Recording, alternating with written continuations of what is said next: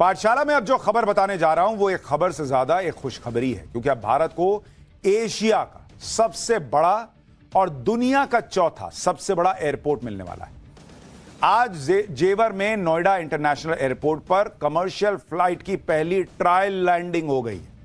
आज इंडिगो की एक फ्लाइट दिल्ली के एयरपोर्ट से उड़कर नोएडा पहुंची और वहां उसने सफल लैंडिंग करके एक नया इतिहास लिख दिया। दिन भर में हजारों प्लेन उतरते होंगे, लेकिन यह बहुत स्पेशल लैंडिंग थी बॉस।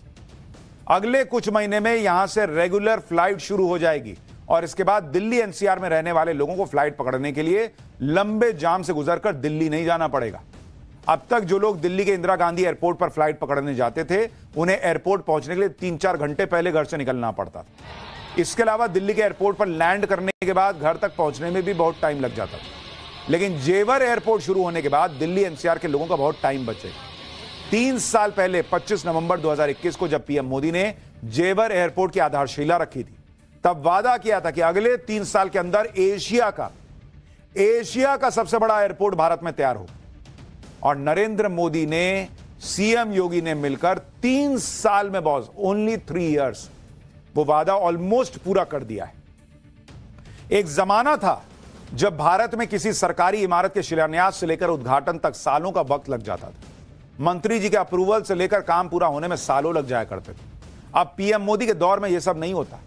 आज जब जेवर एयरपोर्ट पर फ्लाइट की लैंडिंग हुई तो इसके स्वागत में वाटर कैनन से पानी की बौछार की गई। आप देखिए, सलामी दी गई एक तरह से उसको। इंद्रधनुष की आकृति बनाकर इसके बीच में से फ्लाइट को गुजारा गया। यह तस्वीर आज पूरी दुनिया में वायरल है, क्योंकि भारत अब उन देशों में शामिल होने जा रहा है जहां दुनिया का चौथा सबसे बड़ा एयरपोर्ट कुछ ही समय में शुरू होने वाला है।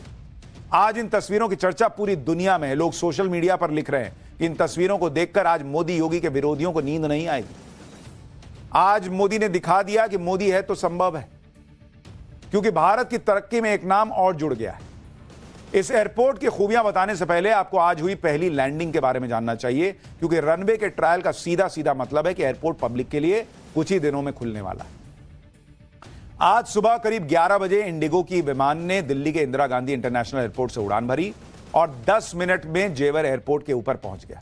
लेकिन लैंडिंग से पहले विमान ने आसमान में ही 1.5 घंटे तक चक्कर लगाया, ताकि लैंडिंग और दूसरी तकनीकी जानकारी का डेटा तैयार किया जा सके। इस दौरान विमान के पायलट और नोएडा एयरपोर्ट के एटीसी यानी एयर ट्रैफिक कंट्रोल के बीच तकनीकी पहलुओं पर बातचीत चलती रही। एटीसी से ग्रीन सिग्नल मिलने पर विमान को दोपहर करीब 1 बजे लैंड करवाया गया।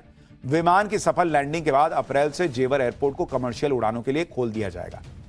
अब आप 6 फरवरी के बाद जेवर एयरपोर्ट से फ्लाइट की टिकट भी बुक करवा सकते हैं, क्योंकि 17 अप्रैल से कमर्शियल फ्लाइट शुरू हो जाएंगी जेवर एयरपोर्ट से।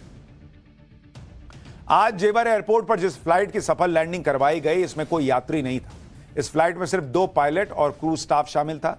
इस दौरान फ्लाइट की लैंडिंग से लेकर इसके पार्किंग तक पहुंचने की हर घटना को, हर चीज को, हर पहलू को देखा गया। इस दौरान फ्लाइट की एक पूरी टाइमलाइन बनाई गई। इसके बाद फ्लाइट को उड़ान भरने के लिए फिर से रनवे पर लाया गया और इसके बाद यह विमान दिल्ली के लिए उड़ गया। अभी कई दिनों तक इसी तरह से विमानों की ट्रायल लैंडिंग चलेगी, ताकि हर तकनीकी पहलू को ठीक से समझा जा सके। Trial run type.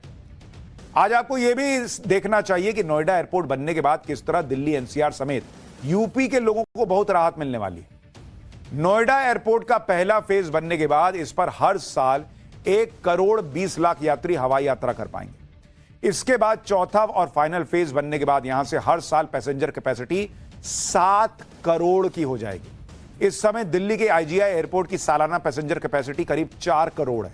इसके अलावा नोएडा एयरपोर्ट पर 6 रनवे तैयार किए जा रहे हैं, जबकि दिल्ली एयरपोर्ट पर अभी 4 रनवे हैं। नोएडा एयरपोर्ट पर पहला रनवे बनकर पूरी तरह से तैयार है, जिसकी लंबाई 3900 मीटर और चौड़ाई 60 मीटर है। इस रनवे की सबसे बड़ी खासियत यह है कि घने कोहरे के दौरान भी इस पर फ्लाइट लैंड करवाई जा सकती है। नोएडा एयरपोर्ट तक पहुंचने के लिए दिल्ली एनसीआर और पश्चिमी यूपी से आने वाले यात्रियों के लिए मेट्रो के अलावा रैपिड ट्रांजिट रेल सिस्टम भी तैयार किया जा रहा है। इस रैपिड ट्रेन की मदद से गाजियाबाद से नोएडा एयरपोर्ट तक की 72 किलोमीटर की दूरी मात्र 66 मिनट में पूरी की जा सकती है। यानी अब से कुछ समय बाद नोएडा और आसपास के लोगों को फ्लाइट पकड़ने के लिए दिल्ली नहीं जाना पड़ेगा। अब आप जेवर एयरपोर्ट से ही देश विदेश की यात्रा कर सकेंगे।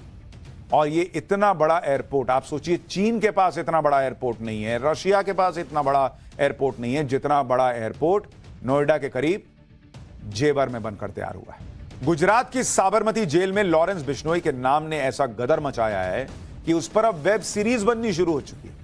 वैसे तो लॉरेंस बिश्नोई को लेकर न जाने कितनी बातें चर्चा में।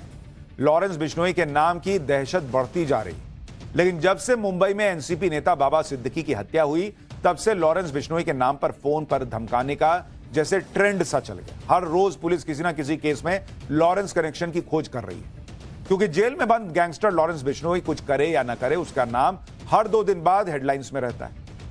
जैसे सलमान खान को कहीं भी धमकी मिलती है तो लॉरेंस का नाम चर्चा में आता है। बिहार से सांसद पप्पू यादव को धमकी भरी कॉल आई तो लॉरेंस का नाम ले लिया। और तो और खुद को बाल संत कहने वाले अभिनव अरोड़ा का परिवार भी लॉरेंस बिश्नोई गैंग से धमकी मिलने की बात कह चुका है। Stand up comedian Munawar Faruqui भी लॉरेंस गैंग से धमकी मिलने का दावा कर चुका है।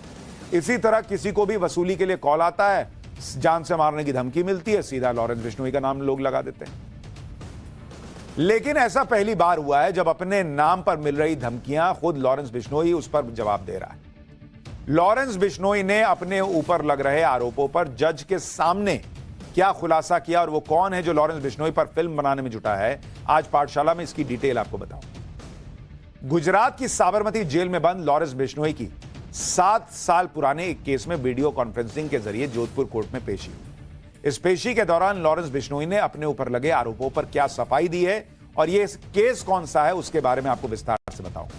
पहले बात पेशी के दौरान लॉरेंस बिश्नोई के पहनावे की, जिसकी सोशल मीडिया पर खूब चर्चा हो रही है। सूत्रों के मुताबिक पेशी के दौरान लॉरेंस बिश्नोई ने लाल रंग की टी शर्ट और नीली जींस पहनी हुई थी। उसके बाएं हाथ में रुद्राक्ष की एक माला भी थी और उसने सिंदूर का तिलक लगा रखा था।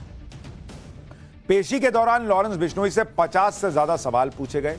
सूत्रों का दावा है कि सवालों के जवाब देते वक्त लॉरेंस बिश्नोई के चेहरे पर किसी तरह की कोई घबराहट नहीं आई। कोर्ट में ज्यादातर सवालों के जवाब में लॉरेंस यही कहता रहा कि भाई वो तो जेल में बंद है, जेल से किसी को धमकी कैसे दे सकता है, किसी को मार कैसे सकता है।